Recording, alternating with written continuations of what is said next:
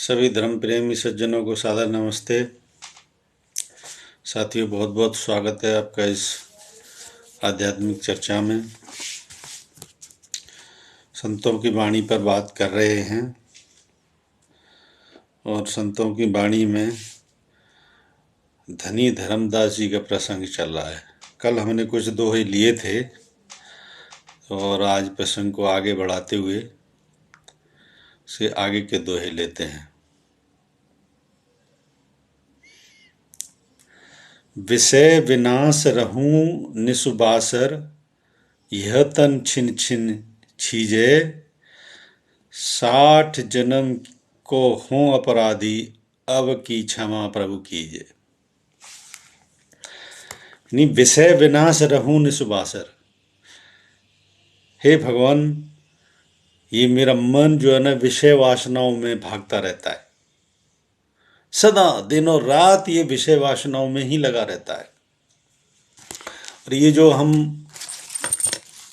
भागते रहते हैं, ये लालसा हो जाए पूरी, ये लालसा हो जाए और उसके बाद जो है ना या भौतिक जगत को प्राप्त करते हैं और उसके बाद ये चिंतन करते हैं कि ये मेरी भौतिक उपलब्धि हो जाए तो फिर मैं ये करूँगा। वो यही है विषय वासना। तो विषय विनाश रहूं निसुबासर, दिन और रात विषय वासनाओं में मन भटकता है। यह तन छिन छिन जावे, और ये भटकते भटकते यह तन छिन छिन जावे, ये शरीर की भी आयु जो है ना समाप्ति की ओर जा रहा है। ये तो निश्चित तौर पे जो चीज प्रकट है उसका एक न एक दिन अंत अवश्य होता है। तो शरीर है, ये भी जो है ना, लोग मनाते तो हैं बर्थडे, लेकिन ये पता नहीं कि उतना समय जो है ना गुजर गया। जितनी आयु है उसमें से जितना बर्थडे मना रहे हैं, सपोज कर लो कोई 20वां 25वां 27वां जो भी बर्थडे मना रहा है, उसकी आयु के उतने समय गए। अब वो, मैं तो कह रहा हूँ बर्थडे उस हिसाब से मनाना चाहिए व्यक्ति को कि उसने किया क्या, उपलब्धि क्या है। जीवन की कुछ ऐसी उपलब्धि है जिससे कि आंतरिक शांति है, सुख है।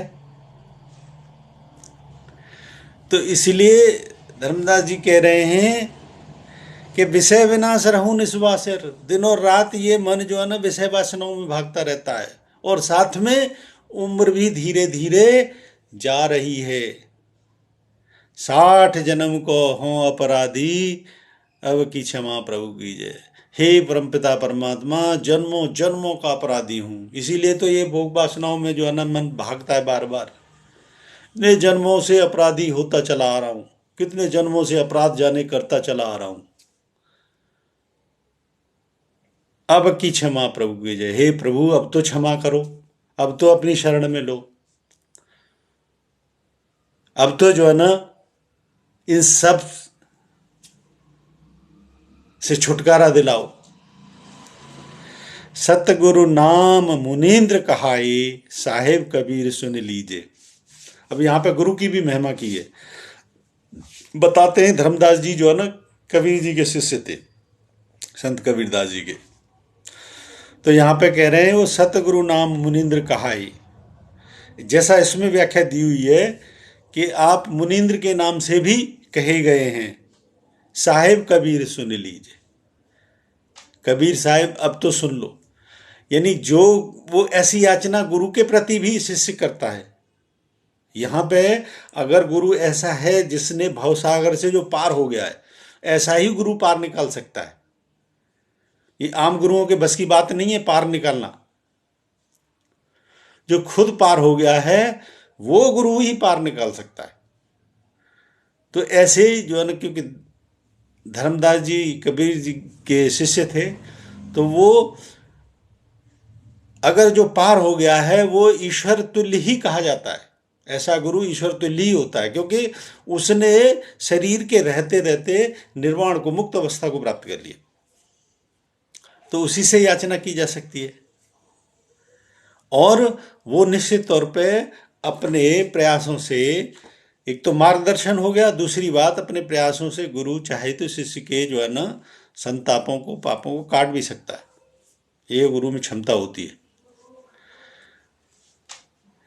तो सतगुरु नाम मुनीन्द्र कहाए, साहेब कबीर सुन लीजिए। धर्मदास बिनवै कर जोरी, काट 84 दीजिए। और धर्मदास ये विनती कर रहा है, काट 84 दीजिए, कि ये जो 84 लाख योनियों का जो चक्कर है, इस भवबंधन से मुक्त करा दो। जैसा कि शास्त्रों में वर्णन है, और आपने सुना भी होगा सत्संगों में, कि ये 84 लाख योनियां हैं, और उनमें जाने किस किस योनियों में जीव भटकता चला आ रहा है। इन सबको पार करना होता है। अगर मनुष्य का जन्म मिला है तो इसमें ही जो है ना संस्कारों को व्यक्ति काट के निर्वाण को प्राप्त कर सकता है, उस उपलब्धि को प्राप्त कर सकता है। तो ये मौका है इसको सारे संस्कारों को छीण करने का, काट के परम पद को प्राप्त करने का। लेकिन अगर जो विषय वासनाओं में, जो धर्मदास जी कह रहे हैं कि इसमें मन भागता है, जो व्यक्ति इसमें भागता चला जाता है, तो फिर उसका वही एक जो है ना बंधन का एक दायरा ऐसा बनता है। तो उसमें अगर अच्छे कर्म हैं तो निश्चित तौर पे फिर तो मनुष्य में ही, श्रेणी में ही कुछ न कुछ बड़ी उपलब्धि के साथ जन्म मिलता है। और निम्न स्तर के कर्म हैं तो पता नहीं फिर 84 लाख में से किस योनि में धकेल दिए जाओ।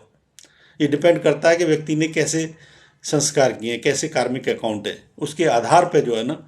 इसको मैंने अपनी पुस्तक में बहुत अच्छे से विस्तार किया है इस बात का, कि मृत्यु के बाद जो है ना कैसे जो है ना नए जन्म के लिए जाता है।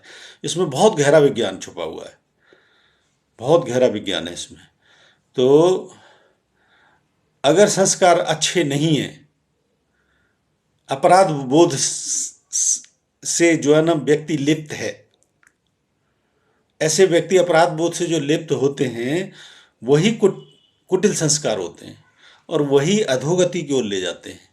अच्छे संस्कार ऊर्ध्वगति को ले जाते हैं, और बुरे संस्कार अधोगति को ले जाते हैं। तो यही वो विनती जो है ना, जैसे इसमें कर रहे हैं धर्मदास जी के, विषय विनाश रहूं निसुबासर। हर समय जो है ना मन, आपने देखा होगा लोगों की जो आयु है, बहुत से तो जो है ना ये समझ ही नहीं पाते कि ये जीवन का मूल उद्देश्य है क्या। आयु जा रही है लेकिन लोगों को होश ही नहीं आ रहा, किस आयु में क्या काम करना चाहिए होश ही नहीं आता। आपाधापी में लगे रहते हैं जीवन भर,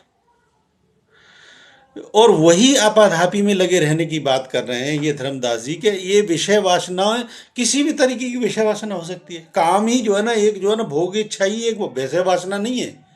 चीज़ों से अटैचमेंट हो जाना भी बहुत बड़ी विषय वासना है। मैं जो है ना अभी कुछ समय पहले या महाराष्ट्र में था, ये अनबिलीवेबल किस्सा है कि एक व्यक्ति था, उसने सारी जीवन नौकरी की, एक बस ड्राइवर था, 36 साल नौकरी की। उसके रिटायरमेंट के बाद देखियो चीज़ों से कैसे अटैचमेंट हो जाता है, ऐसे बंधन बांध लेते हैं लोग। वो बस को पकड़ के रो रहा है, बुरी तरीके से रो रहा है, लोग समझा रहे हैं, हटा रहे हैं, मान नहीं रहे, चिपक के रो रहा था। ऐसे ऐसे अटैचमेंट, ऐसे ही मनुष्य जड़ मन जड़ है। किसी जो है ना जड़ वस्तु से बहुत बड़ा प्रेम हो सकता है, किसी व्यक्ति विशेष से बहुत बड़ा प्रेम हो सकता है, और वो व्यक्ति भी दोनों जड़ता में, तो जड़ता का संबंध है, ये मोह बहुत बड़ा बांध देता है। और यही सब विषय वासना है। सिर्फ भोगेच्छा ही एक विषय वासना ही, जो काम वासना होती है वही एक विषय वासना नहीं है। ये जितनी भी हमारी जो है ना ज्ञानेंद्रियां, इनके माध्यम से मन जो जहाँ जहाँ फंसाता है हमको, वो सब विषय वासना है। लोभ मोह शोक, ये सब विषय वासना है, इन्हीं में मन फंसा लेता है। तो विषय विनाश रहूं निसुबासर, हमेशा मन इसी में भागता रहता है। यह तन छिन छिन जावे, और आयु भी घट रही है, लोगों को आभास ही नहीं होता, इन्हीं में अटके हुए हैं। मरने को पैर लटके हुए हैं बहुत सौ के, लेकिन इसी में अटके हुए हैं। 60 जन्म को हो अपराधी, जन्मों जन्मों से हे भगवान अपराध करता रहा हूं। और ये जितने जन्मों के अपराध होते हैं, इसीलिए व्यक्ति छूट नहीं पाता। आयु बढ़ रही है तब भी होश नहीं आता। क्यों नहीं आता? कि वही चीज जो है ना रिपीटेडली बढ़ाते जा रहे हैं, कुसंस्कारों को बढ़ाते जा रहे हैं। अब की क्षमा प्रभु कीजिए, हे भगवान मुझे अब तो क्षमा करो। ये बात संत ही कह सकता है, संत की ही समझ में आती। इसीलिए संत की वाणी समझ में। सतगुरु नाम मुनींद्र कहा हे गुरु, आप मुनींद्र के नाम से भी जाने गए हो, साहिब कबीर सुन लीजिए। और कबीरदास से भी विनती कर रहे हैं, क्योंकि सबको उनको पता था कबीरदास जी पार निकल गए हैं। धर्मदास बिनवे कर जोरी, धर्मदास बहुत विनती कर रहा है, हृदय से विनती कर रहा है, काट 84 दीजिए, इस 84 के भवबंधन से सदा सदा के लिए पार कर दो।